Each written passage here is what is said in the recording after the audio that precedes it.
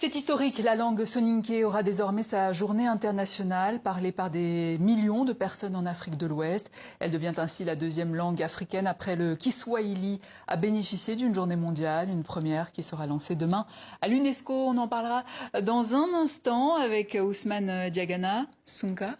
Sunka Nidia, Androgodo, Nawari.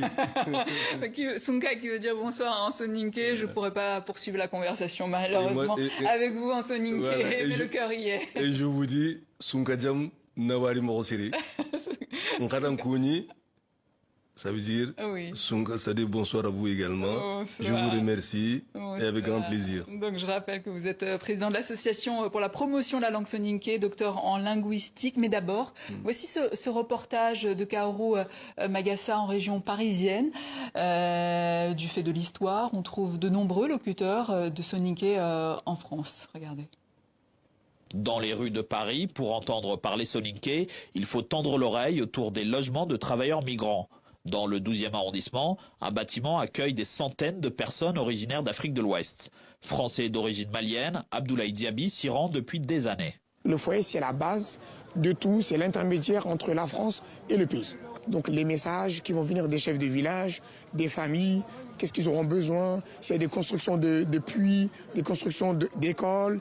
Donc si on ne parle pas notre langue maternelle, il y aura des difficultés qu'on va rencontrer pour parler, pour communiquer avec nos familles. Pour Charles et Nicolas, l'apprentissage de la langue est un moyen de faire découvrir un pan de leur identité à ses enfants âgés de 8, 6 et 4 ans. Lors de la journée porte ouverte de l'entreprise Un Clic Un Prof, il les inscrit à des cours qui se dérouleront tous les samedis matins. Vu que ma femme elle est d'origine malienne soninké, mais qu'elle ne parle pas à la maison, moi ça me tient à cœur qu'ils apprennent leur langue. On est en France, ils sont français, ils sont nés en France, mais ils ont les origines maliennes. Et pour moi, c'est important qu'ils soient imprégnés de ça comme ils sont imprégnés ici en France. Un Clic Un Prof, c'est une demi-douzaine de classes pour tous les âges et tous les niveaux en soninké. Spécialiste en linguistique, Moriba Soukouna a développé une méthodologie basée sur l'écriture et la grammaire qu'il prodigue en distanciel. On a tendance à croire que les structures n'existent pas dans ces langues-là, on les parle parce que c'est de la transmission orale et ça reste de la transmission orale. Non, les soninké, ce sont quand même la première communauté d'immigration d'Afrique de l'Ouest en France. Quand on leur parle d'adverbes, de verbes transitifs, intransitifs, c'est vraiment une découverte et surtout, et cette découverte, ça met de la valeur à la langue.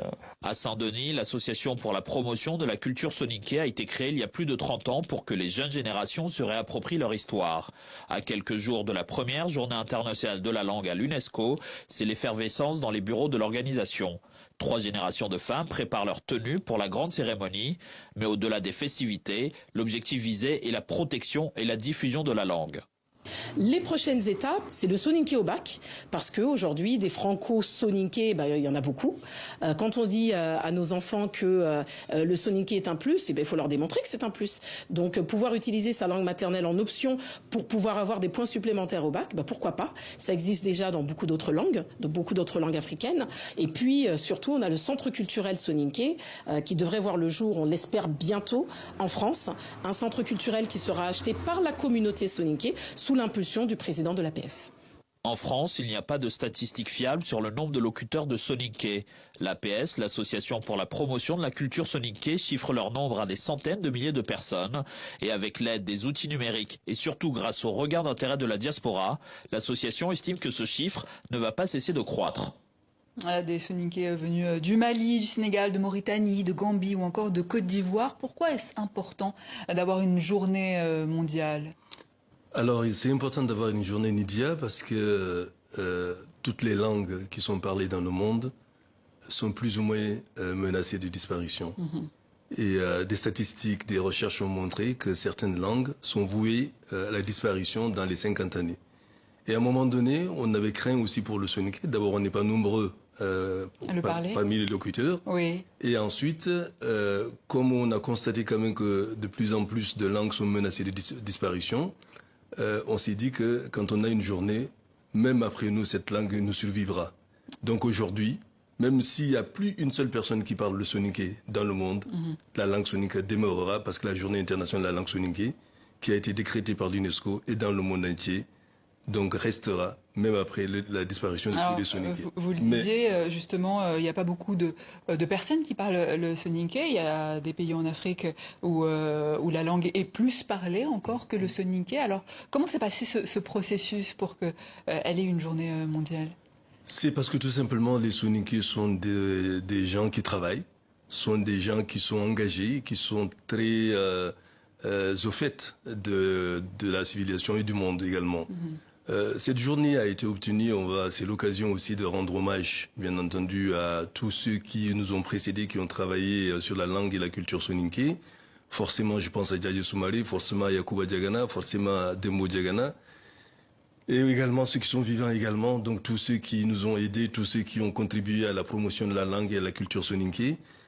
C'est leur rendre hommage. Les gens qui aussi parlent la culture, les musiciens, les artistes, ceux qui parlent le Coran, ceux qui parlent l'art, ceux qui parlent l'artisanat, etc. Tous ces gens-là ont contribué au développement de la langue soninké, ceux qui sont vivants. Et j'ai une pensée pieuse pour un frère, un ami, qui était un grand combattant de la culture soninké, qui est décédé récemment à Nouakchott, qui s'appelle Djambéry Touré. Je profite de l'occasion. C'était un ami, c'était un frère qui s'est battu pour le soninkaro jusqu'à son dernier souffle. Il est décédé, je lui rends hommage. Comment expliquer que le soninké conserve ce fort sentiment d'appartenance, au-delà même de la nationalité? Un soninké, par exemple, va se dire soninké avant d'être malien ou sénégalais, par exemple. Tout à fait. On a un proverbe soninké qui dit « Angana soninké no roboro, Anna soninké anjinadi ». C'est-à-dire, si tu déchires le ventre, enfin, littéralement, si tu déchires le ventre d'un soninké, tu ne trouveras qu'un soninké. C'est-à-dire que les soninké, où qu'ils soient, se considèrent d'abord soninké avant de considérer la nationalité. C'est-à-dire que tu sois malien, sénégalais, gambien, mauritanien, quand deux soninké se voient, ils ne se demandent pas de quelle nationalité. Dès qu'ils parlent soninké, c'est fini. Il n'y a plus de frontières. Parce que la frontière n'existe plus. C'est la langue qui est le dénominateur commun. À partir du moment où cette langue est le dénominateur commun, on dirait que presque c'est la nationalité du soninké. Et ensuite, une fois que cette nationalité soninké a été décrétée ou a été dit entre les soninké, c'est après seulement qu'on va chercher finalement tu es de quelle origine, tu viens d'où, tu viens d'où. Et cette origine aussi, on peut le déceler à travers aussi un peu les façons de parler. Parce que selon la façon de parler, on peut savoir si, par exemple, la personne est de telle origine en fonction des dialectes qui sont parlés. Alors, le soninké était autrefois considéré comme la langue des commerçants, parce qu'elle était très répandue. Aujourd'hui, c'est l'inverse quand on est un soninké, par exemple, peut parler Wolof ou Bambara, mais l'inverse avant, absolument. Vous avez dit en Nigeria, c'est qu'avant, le soninké était, enfin, on disait qu'on était conservateur. Donc, c'est-à-dire on parlait que notre langue, on ne voulait pas parler la langue des autres. Et c'était une langue de commerce. C'était la langue qui était parlée par les gens qui venaient faire le commerce avec nous. Et c'est vrai qu'aujourd'hui, les temps ont changé. Autant avant, on était taxé de conservateurs. Aujourd'hui, on est presque progressiste. On a quasiment l'impression qu'aujourd'hui, quand un soninké se retrouve avec des Peuls ou avec des Bambara ou des Wolof, il a tendance à parler cette langue parce qu'effectivement, finalement, il parle plusieurs langues. Et voilà, ce chemin faisant, on a tendance à négliger notre langue pour parler la langue des autres. Mais il faut faire un retour aux sources parce qu'en fait, il faut absolument que la langue soninké soit arrivée. Et c'est pour ça qu'il y a cette journée mondiale. Ousmane Diagana, Khanawari. Je rappelle que vous êtes président de l'association pour la promotion de la langue soninké, docteur en linguistique. Merci beaucoup. Et c'est ainsi que s'achève cette édition. Merci à vous.